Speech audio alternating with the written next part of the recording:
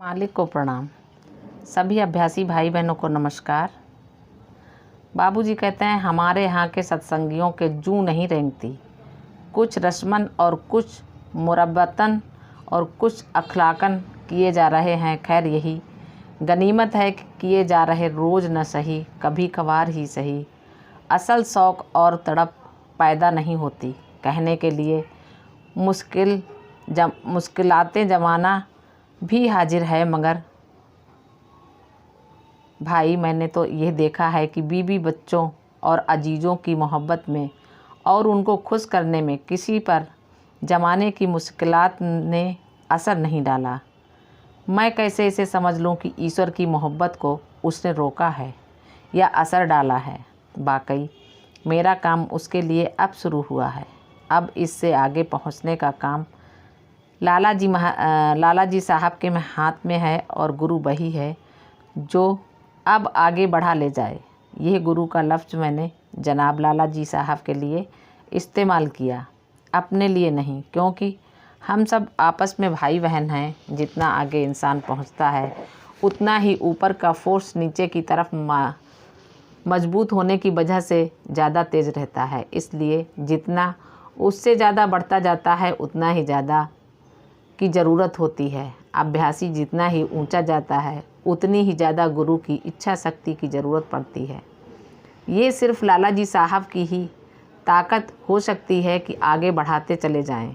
यहाँ पर धुना जुलाहों का काम नहीं। अभ्यासी इतना ज़रूर कर लेता है, अगर फनाइयत या मोहब्बत मौजूद है तो उसका फैलाव होता रहता है। और अगर अभ्यासी संवेदनशील है तो हर घाटी को जान जाता है। यहाँ पर मौजूद नेक नाम हस्ती का काम नहीं। इस काम के लिए तो मुफलिसे बनावा दरिद्र बनावा की ही ज़रूरत है। मैंने जिस किसी को ऊपर खींचा तो दरमियानी मकाम की सब सैर में कराकर खींचा और वह मोहब्बत में आकर एकदम से उस वक्त तक जो भी उनकी हालत थी वहाँ तक उनको खींच दिया। खैर इन बातों से आप परेशान न हों, कोई न कोई सूरत निकाल ही ली जाएगी। इसलिए कि सूरत निकालने वाले हर वक्त हमारे आपके सामने मौजूद हैं और हमारे सबके नज़र रखने वाले हमारे सबके बुजुर्ग। और मैं अपने बारे में क्या कहूँ, मैं तो उनको अपना दिल समझता हूँ। यह भी लिख दो कि मैं रामचंद्र को अपनी रूह समझता। मैंने दिल जनाब लाला जी के साहब के लिए यूँ कहा है कि यही चीज़ मैंने उनके नज़र भेंट की थी और इससे ज़्यादा कोई चीज़ मेरे पास नजराने के काबिल न थी। मांस का लोथड़ा अलबत्ता मेरे जिस्म में ही रहा, मगर दिल नज़र हो चुका था। अब चूँकि ये चीज़ उनके नज़र हो चुकी है, लिहाजा जैसा समझते हैं अपने दिल से काम लेते हैं और उसमें जो हरकत कंपन होती है वही हजरत का मनसाए आली होता है। या दूसरे मायने में आप खुद उसमें बैठकर आप लोगों का भला करते हैं। आप कहोगे कि आपने अनलिमिटेड को अच्छा लिमिटेड सीमित बनाकर सीमाबद्ध कर दिया है। यह नहीं है।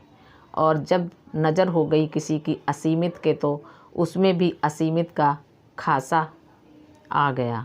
मैंने पिछला खत जो भेजा है बहुत सख्त था।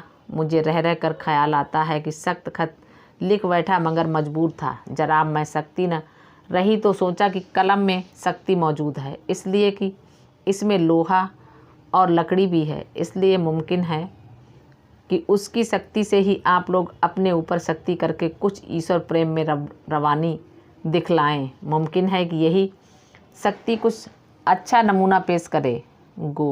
यह ज़रूर है कि जब तक ईश्वर की मर्जी नहीं होती और वह बंदे को अपनी तरफ नहीं खींचता तब तक उसका दीदार होना मादूम अब यह सवाल पैदा होता है कि उसको गरज क्या कि बंदे को अपनी तरफ खींचे।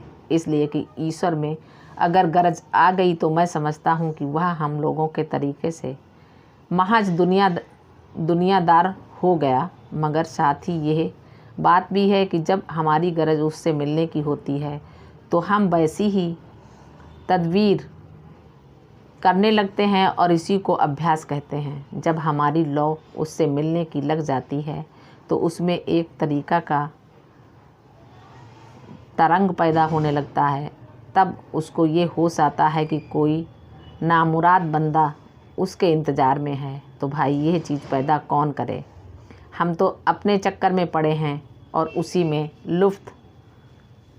लुफ्त आ रहा है। यहाँ तो रंज की राहत सुख हो रही है, इसके ये मायने नहीं कि साधु हो गए।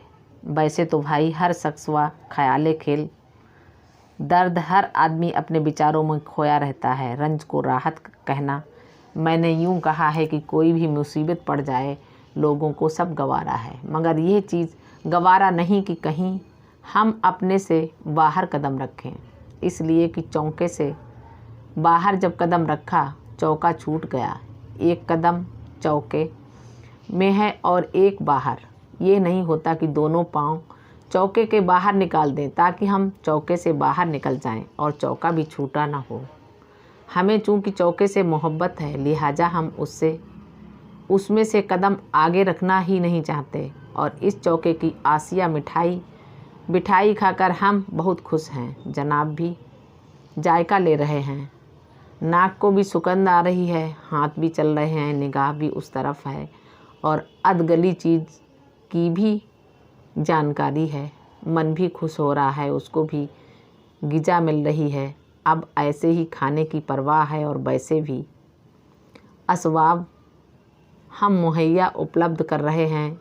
चूरन भी तैयार है कि गिजा खूब खाई जाए। अब कुल दुनिया इस वक्त हमारी चौके के अंदर है। जब खा चुके तब चौके के बाहर हुए। फिर इस गजभर ज़मीन से वास्ता न रहा। जब पैमाने ज़िंदगी लबरेज हो चुका और कफ से उनसूरी शरीर से आत्मा निकल गई, तब वाकई चौके की उहूद सीमाएं से बाहर हुए और इस जिस्म जो मिसाल चौके के हैं से रिश्ता टूटा। हमें इस जिस्म से ज़िंदगी में ही नाता तोड़ देना चाहिए था ताकि ये नाता फिर न जुड़े। ख्वाहिश इसको पीर का जिस्म समझ कर नाता तोड़ें। ख्वाब वैसे ही उसका ख्याल मदूम कर दें और यही निशानी लिबरेशन मोच की है। इससे अब आप लोग अपने आप तौल लें कि कौन कुलियतन पूर्ण रूप से इस नाते को तोड़ चुके हैं। और नाता तभी टूट सकता है जबकि दूसरी तरफ नाता जोड़ लिया जाए। इसलिए हम अपने सिखाने वाले से कोई न कोई नाता रख लेते हैं ताकि हमारा डोरा आसानी से लगा रहे।